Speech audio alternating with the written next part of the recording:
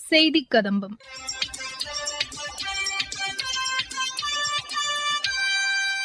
இன்றைய செய்திக் கதம்பத்தில் சென்னையில் நடைபெற்ற சர்வதேச டயாபெட்டிஸ் அப்டேட் 2024 மாநாட்டில் அறிவியல் மற்றும் தொழில்நுட்பத்துறை இணை அமைச்சர் டாக்டர் ஜிதேந்திர சிங் பங்கேற்று பேசிய உரை மற்றும் மத்திய அரசின் சமூக வலைதள பதிவுகள் உள்ளிட்டவை இடம்பெறுகின்றன. நீரிழிவு சிகிச்சையில் புதிய ஆராய்ச்சிகளை மேற்கொள்ளும் வகையில் சென்னையில் நடைபெற்ற சர்வதேச டயாபெட்டிஸ் அப்டேட் 2024 மாநாட்டில் பங்கேற்று உரையாற்றினார் மத்திய அறிவியல் மற்றும் தொழில்நுட்பத்துறை இணை அமைச்சர் டாக்டர் ஜிதேந்திர சிங். அவர் பேசுகையில், Our generation has seen we have actually transited from the era of communicable disease to non-communicable disease. Until about 80s, we were still there, and then somebody wrote that we have now entered into an era of civilized disease. We no longer die of tuberculosis, cholera, or Hazza, or diarrhea, or dysentery. We die of heart attack and all those things. But the matter of fact is that even though we take pride, particularly in the political class, we take pride in saying that India is a young country, more than 70% population below the 40. Because that is only half true. The truth is that percentage may be 70% below the age of 40. The absolute number of above 60 is also the increase. It's not that the oldies are ready to quit the planet to make way for the below 40, 70%.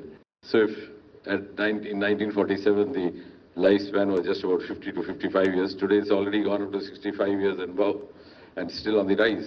So we have now a biphasic spectrum of disease as well.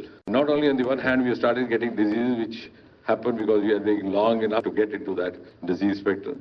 But the other challenge is that we are getting disease of the elderly age or the middle age at a younger age. And that is going to be a challenge because ABC has to be practiced to preserve this youth energy. And it's not only a responsibility of the healthcare system, I think it's a national responsibility.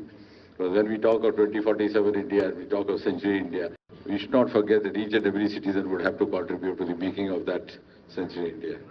So how far can we afford to allow these energies to get squandered like this? Cost-effective, affordable, accessible healthcare is something that India is looking for.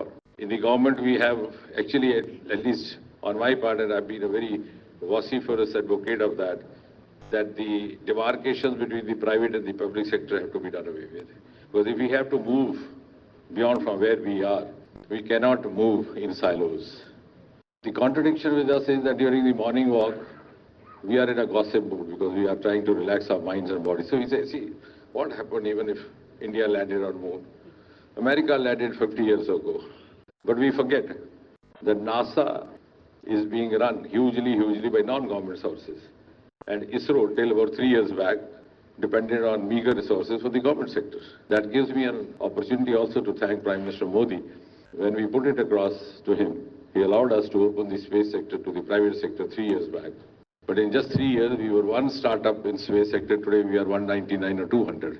And in just about 8 months, beginning from April 1st to 31st of December 2023, we had an investment of more than 1,000 crore from the private sector. Some of our earliest startups like Skyroot, etc., those boys have set up private. They have turned entrepreneurs, flourishing entrepreneurs. One of them has set up a private factory to develop rockets in the private sector, the first of its kind in India. And that has also encouraged me. In the last session only, I brought in a legislation which has now become a law, National Research Foundation, on the same lines as National Research Society of America. But I'm sure there's going to be a better version. I did a number of sittings with Punch, who is of course a Tamil origin, presently heading the American NRS. And we have come out with a better version because our governing body will have a very good assortment of both private and public sector, and we are not confining it only to the scientific sources. Our governing body will also have representatives from the social sector, from the humanities, when we have the asset of traditional knowledge. And I'm glad to share with you that very recently I also set up a traditional knowledge library and digitalized it and named it TKDL, because that's how the youngsters remember now. So traditional knowledge digital library. So we have all these assets. So we would have in this National Research Foundation, which we have named Anusandhan, because for its Indian entity, it will have representatives from non-scientific areas, sectors as well, so that we could have their inputs also. And more than 60% of the resource would be non-government. Even though in the budget presented the other day by Nirmala Sitaram, she's announced 1 lakh crore for this NRF. But I think much more would be happening from the other sources. And that would what make us realize the goal of 2047. Because if we have to be there, we have to follow the global benchmarks, we have to follow the global parameters, we have to follow the global strategies. We can't be depending on these meager government resources and then comparing ourselves with others who are following different strategies. So we are now on a global pathway. And that also is borne out by the fact that the time span between their technology and our technology is also done away with. We are almost real time now, in medical, also in other fields. And non-medical areas, we were actually much behind. It's no longer so. We are now into quantum technology. We are among the 5 or 6 nations in the world.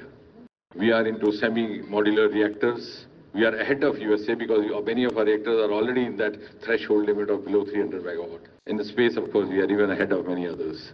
Though the ISRO was set up in 1969, the year when Americans landed their first human being, and we were just getting born.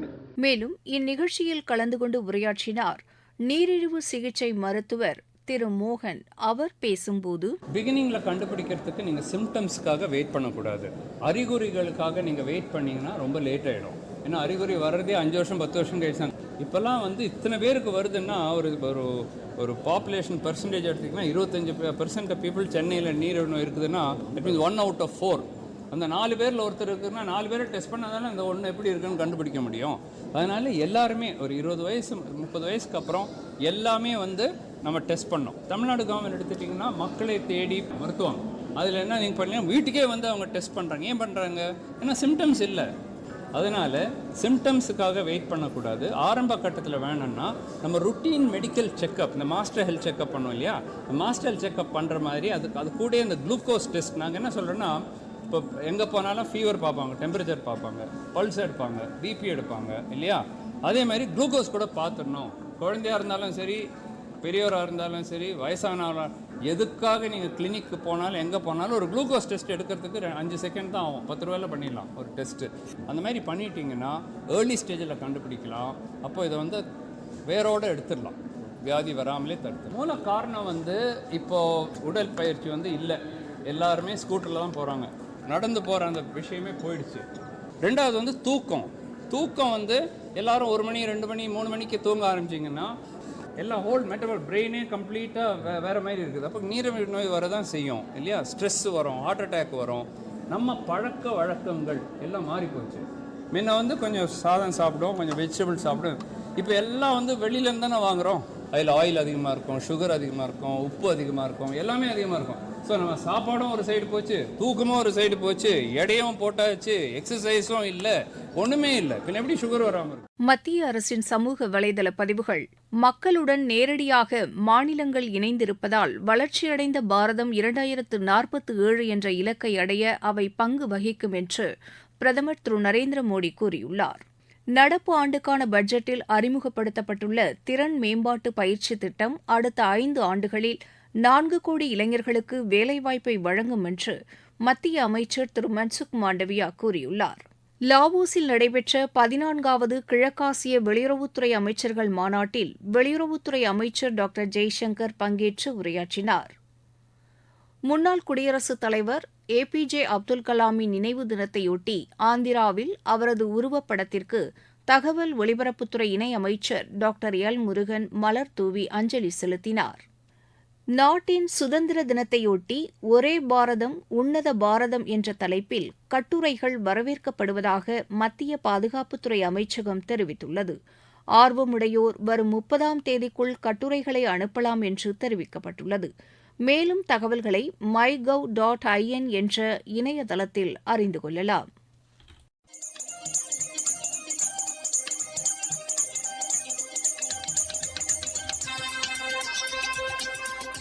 இத்துடன் இன்றைய செய்திக் கதம்பம் நிறைவு பெறுகிறது.